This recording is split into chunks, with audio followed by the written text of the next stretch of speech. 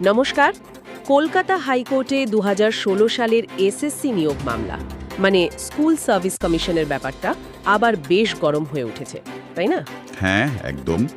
বিচারপতি সৌগত ভট্টাচার্যের একটা সাম্প্রতিক নির্দেশের পর পরিস্থিতিটা বেশ নতুন দিকে মোড় নিয়েছে। ঠিক। উনি তো বললেন যে যাদের নিয়োগে অনিয়মের অভিযোগ আছে, ওই অযোগ্য বা টেন্টেড যাদের বলা হচ্ছে, হ্যাঁ, টেন্টেড ক্যান্ডিডেট। তাদের নতুন প্রক্রিয়ায় অংশ নিতে দেওয়া হবে না। কিন্তু তারপরই তো মামলাকারীরা ডিভিশন বেঞ্চে চলে গেলেন। ঠিক তাই। ডিভিশন বেঞ্চ মানে হাইকোর্টেরই উচ্চতর বেঞ্চ, যেখানে দুজন বিচারপতি থাকেন। তারা একক বিচারপতির নির্দেশ পুনর্বিবেচনা করেন।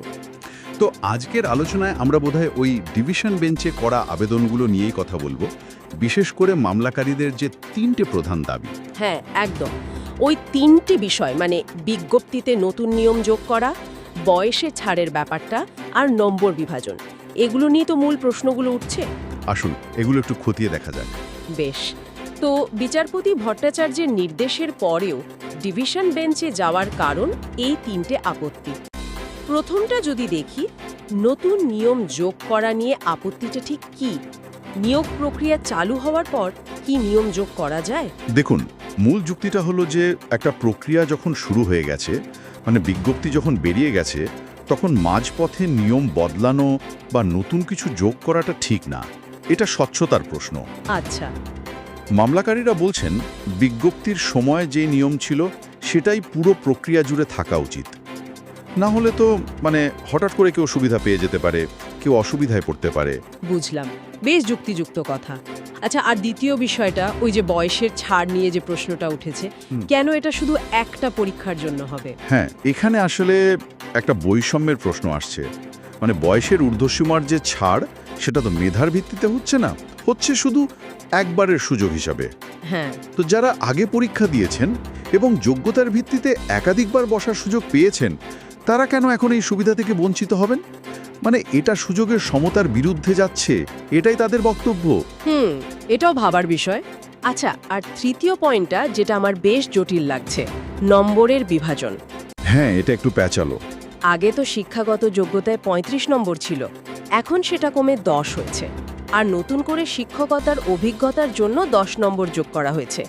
এটা নিয়ে ঠিক কি আপত্তি?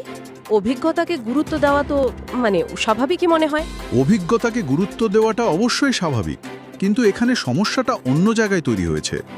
এই নতুন নিয়মে যাদের পড়ানোর অভিজ্ঞতা নেই, হ্যাঁ, তাদের মূল্যায়ন হচ্ছে ৯০ নম্বরের ভিত্তিতে, আর যাদের অভিজ্ঞতা আছে তাদের মূল্যায়ন হচ্ছে ১০০ নম্বরের ভিত্তিতে। ও আচ্ছা, পুরো মোট নম্বরটাই বদলে যাচ্ছে। ঠিক। এখানেই মামলাকারীরা আপত্তি করছেন। তারা বলছেন একই পদের জন্য দুটো আলাদা মাপকাঠিতে বিচার হচ্ছে। এটা তো ঠিক নয়। তার মানে এটা মূল্যায়নের ভিত্তিটাকে অসম করে দিচ্ছেন বলছেন। একদম। তাদের যুক্তি হলো এটা সরাসরি মেধা তালিকার উপর প্রভাব ফেলবে। তাই এই নম্বর বিভাজনটা শুধু অভিজ্ঞতার মূল্যায়ন নয়, এটা পুরো নিয়োগ প্রক্রিয়ার মৌলিক ন্যায্যতা নিয়েই প্রশ্ন তুলে দিয়েছে। বুঝলাম। যাদের অভিজ্ঞতা নেই তাদের জন্য এটা একটা বড়সড় অসুবিধা তৈরি করতে পারে। আচ্ছা, তো এই আবেদনগুলোর এখন কি অবস্থা? কোর্টে কি হচ্ছে?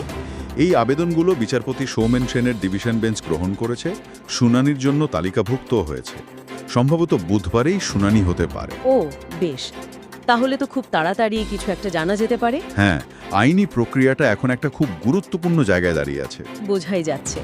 ডিভিশন বেঞ্চের সিদ্ধান্তটা শুধু এই পরীক্ষার্থীদের ভবিষ্যতের জন্যই নয়, আমার মনে হয় রাজ্যের পুরো নিয়োগ প্রক্রিয়া, তার স্বচ্ছতা, প্রশাসনিক রীতিনীতি, এসবের উপরেও এর একটা প্রভাব পড়বে। অবশ্যই পড়বে। এই পরিস্থিতিটার দিকে আমাদের নজর রাখতেই হবে। একদম। একটা প্রশ্ন কিন্তু থেকেই যায়, এই যে এত দীর্ঘ মামলা চলছে, এই যে নিয়ম কানুন নিয়ে এত মারপ্যাচ, এগুলো কি আসলে সরকারি নিয়োগ প্রক্রিয়ায় স্বচ্ছতা আর ন্যায্যতা আনার ক্ষেত্রে আরও গভীর, আরও কাঠামোগত কোনো সমস্যার দিকে ইঙ্গিত করছে? খুবই গুরুত্বপূর্ণ একটা প্রশ্ন তুললেন। সত্যি তো, এই নম্বর, নিয়ম এসবের বাইরেও হয়তো গভীরে আরও কিছু ভাবার আছে। দেখা যাক ডিভিশন বেঞ্চ কি রায় দেয়। হ্যাঁ, সেদিকেই তাকিয়ে থাকতে হবে।